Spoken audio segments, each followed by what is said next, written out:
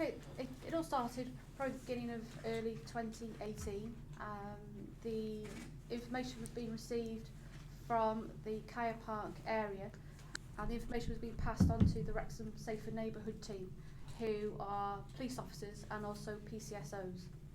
The information was specific and it related to drug activity. In particular, the drug activity was distribution of heroin and cocaine, and there were raised community concerns, in particular about one particular address. The callers were attending at the addresses throughout the day, regular dealer activity, local community councillors were raising their awareness, and so we needed to act promptly.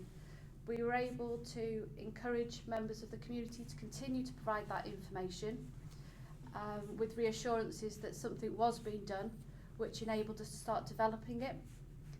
Once we were able to develop it, we were then able to pass it on to my colleague, which is the tasking team. We soon identified that there was a county line being used by this particular organised crime group, which was headed up by Tyrone Edwards. He was the main the head of this OCG, and he had control of that line, which incidentally, if any of you remember Operation Bypass, where Mr. Marvin Franson was sentenced to 14 years earlier in the year.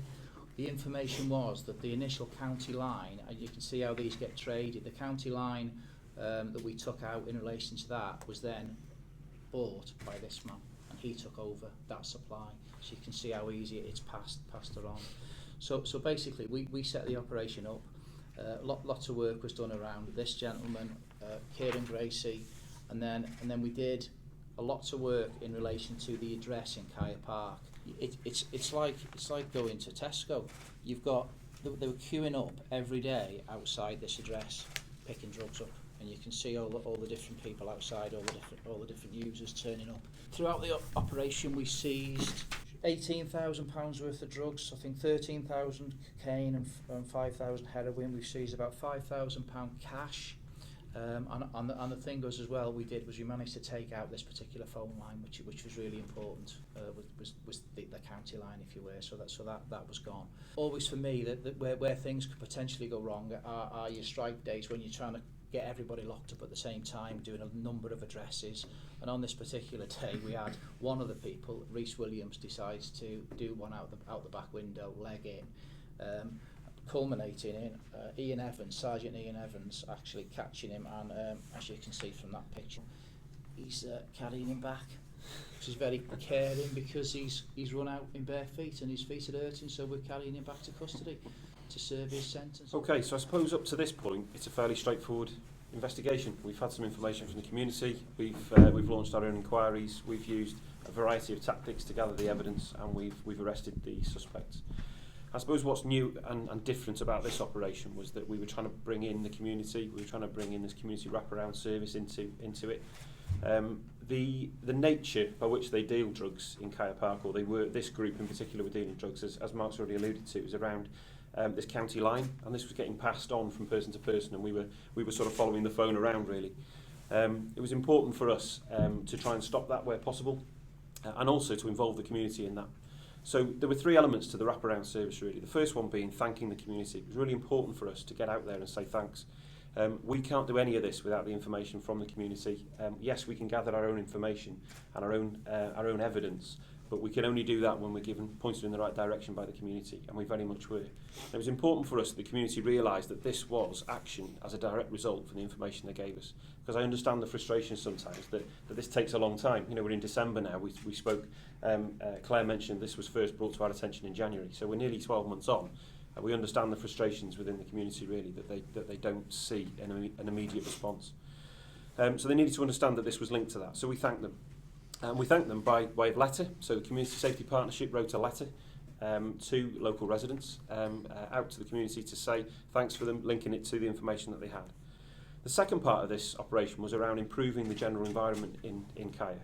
Now, working with our partners, the council, local volunteer sector, we supported the local community. So we did a clean-up day. We tidied up the local area in the immediate vicinity of this area. We'd done a check prior to the day of the strike, and we checked for things like graffiti, areas of high litter, addresses whereby they had lots of litter and lots of unsightly stuff outside the house. We had a community clean-up day there that was organised by the housing department, and there was graffiti removal, etc., as I've said. And we were supported with that as well by people like community payback schemes and things like that to support that. And then the last part of it, which Mark alluded to, was around the hole that we've left behind. So traditionally, policing, we seize the drugs, we arrest the drug dealers, and we walk away, leaving a big hole in the market. Now, there's two things there. Firstly, we're leaving a number of vulnerable people there who are drug dependent and can no longer get their drugs. So their options are effectively to increase their criminality, to pay for drugs, to travel further afield for their drugs. And also it leaves an opportunity for other organised crime groups to move into that void. So it's important for us that we're again working with partners, substance misuse services for example. We increased our offer in terms of support, guidance, giving those people at that junction an opportunity to take the right path and to try and turn their lives around.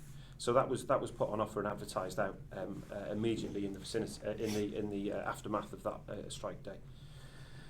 We removed the county line. The phone was taken out of circulation, making it more difficult, not impossible, but making it more difficult for the organised crime group, in this case from Merseyside, to then recirculate that mobile phone number and have somebody else purchase that number and pick up the business very quickly.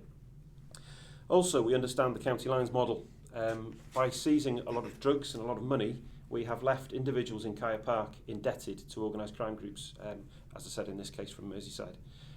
Understanding that vulnerability that we have potentially created by doing the right thing effectively was really important. So again, supporting those individuals, ensuring that we don't just walk away and leave them to fend for themselves, but provide that support and guidance in the aftermath of that strike day. So that, I suppose, was the difference really from what the traditional operation was trying to sort of bring in the community, thank them, make the place look a bit nicer and feel a bit better as a result of the action that's been taken, and then supporting those vulnerable people who have been left behind. I think us publicising things like today is around saying to people, look, don't buy the phone because, effectively we're going to, you're next if that's the case. That effectively we will, the operations that we have around these organised crime groups are very well organised. Our operations are very well organised around these. We invest significant resources into this because we understand the damage it creates, the vulnerability it creates within our community, and it's very much about getting that message out to the potential next tier in the drug dealing ladder, to highlight to them the potential consequences.